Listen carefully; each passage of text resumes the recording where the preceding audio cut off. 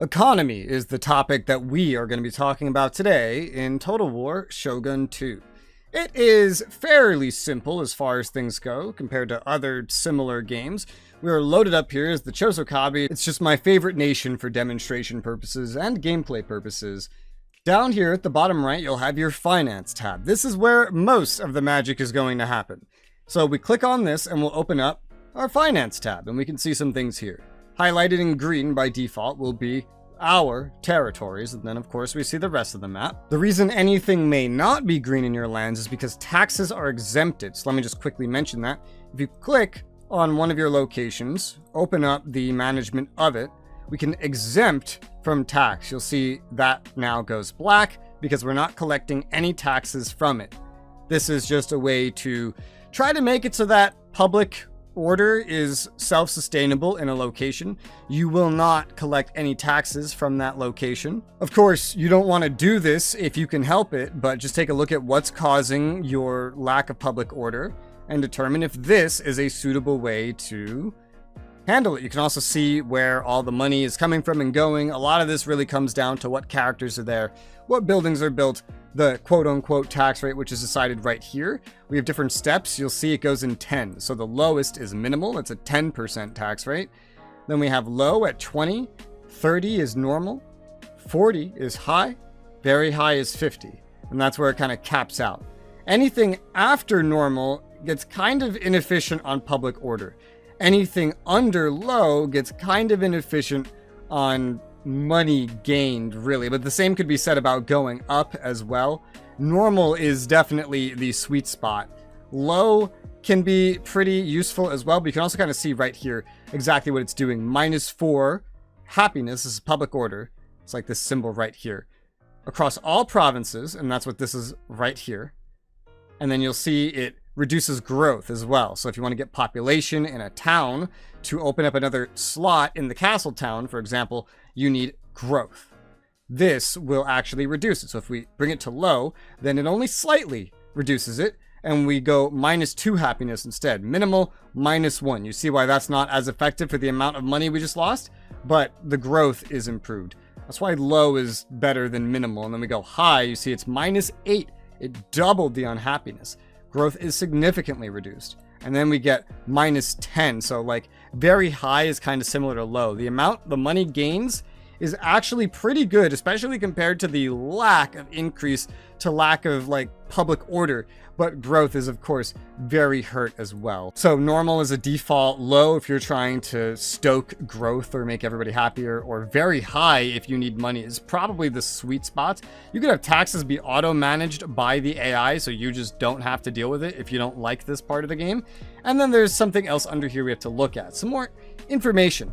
So administrative costs, as you get bigger and bigger and bigger, you'll just have to lose money. Look at it kind of like corruption or just like money lost in the process. For example, did you know in real life in the US military, to not lose money, different groups will actually just take all the remaining rounds they have at the end of a month and fire them all off at literally nothing so that they can be replaced? That is inefficient. And that's what this is. It's resembling inefficiencies. It's simulating that. And so the bigger you get, the more the inefficiencies become. And then you'll just have to pay that cost. So building up before you expand out is a good idea financially. Under here, we have our projected income laid out in simple terms and expenditures that will affect it. What it shows you is tax income. This is from the taxes. We just went over exactly how that works. Trade income, which is entirely done through diplomacy. You go to diplomacy, you open up a diplomacy tab, you can request a trade agreement. I kind of went over this in my diplomacy guide, but there is more to it that we're going to look at today, namely in the trade tab. We'll get to that. Other, which is like literally everything else, and we'll look at those. Those are under summary if you want to see more specifically what they are. And then expenditures, army and navy upkeep, because those are kind of like the big ones other than the administrative costs. And it shows you finally your income next turn. And also, in case you're curious where your lowest public order is to see the effect your taxes are having, then you could just jump to the place and then exempt it from tax if that one needs to be exempted for the better gain of the rest of your nation. Now, moving along, let's look at trade. This is a more in-depth look at the trade in your nation, separate to what you could see on the diplomacy screen, where you could see right here the trade goods that you are exporting, the trade goods that you are importing, resembled with green and red, and those that you are missing.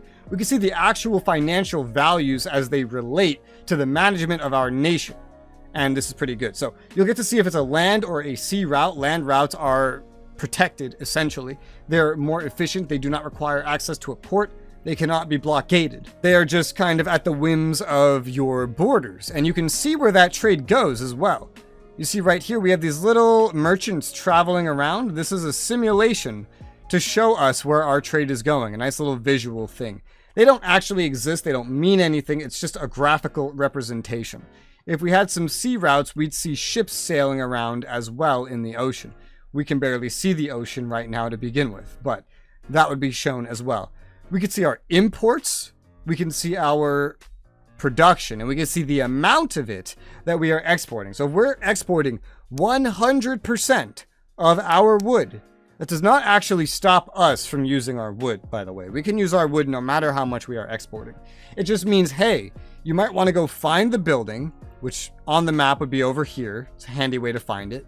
That is making it the lumber camp here in this province. You might want to upgrade it to produce, you might see over on the left there, more tons of high quality timber. I can't really show you, it disappears.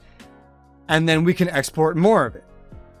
And now that is up to the needs of whomever we are exporting to. If they produce their own, then maybe they don't really need to import it. If they're importing some from others, they won't need to import as much, but it'll spread around. And then of course we have tariffs. The tariffs are just base income you get from trade, even if you're not exchanging any resources at all.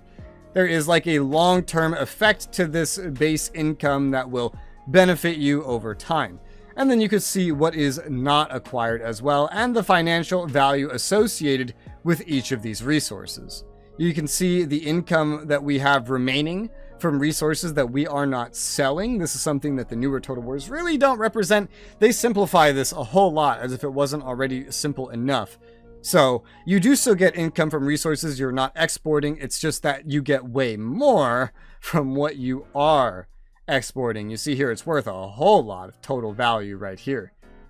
Then we have the total value of our exports as a whole. If we have multiple trades that we want to go ahead and look at, it doesn't really hurt to get imports. They give you access to resources. Exports just kind of generate money out of thin air.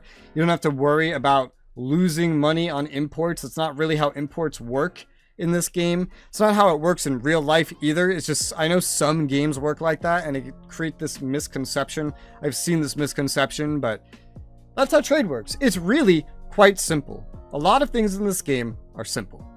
Going into the summary, we can see the current turn's projected finances, and then to the right of that, once you progress a turn, will be the information on what happened last turn guaranteed. This is projected, assuming nothing changes, of course. If something of yours gets taken over, then this will change. If you take something over, then this will change. If you start getting raided, commerce rating right here, then this will change. If things are being looted by you or enemies, then this will change. Trade can open up, trade can go away. Of course, it'll change it.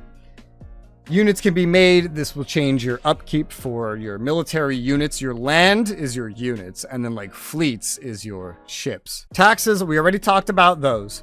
If we have vassals, then we can actually go ahead and benefit from them. Our vassals will contribute money to us every turn. That is an option we can get at the ends of wars. Tribute is more of things that we have demanded from others. If we scroll on down, there is more.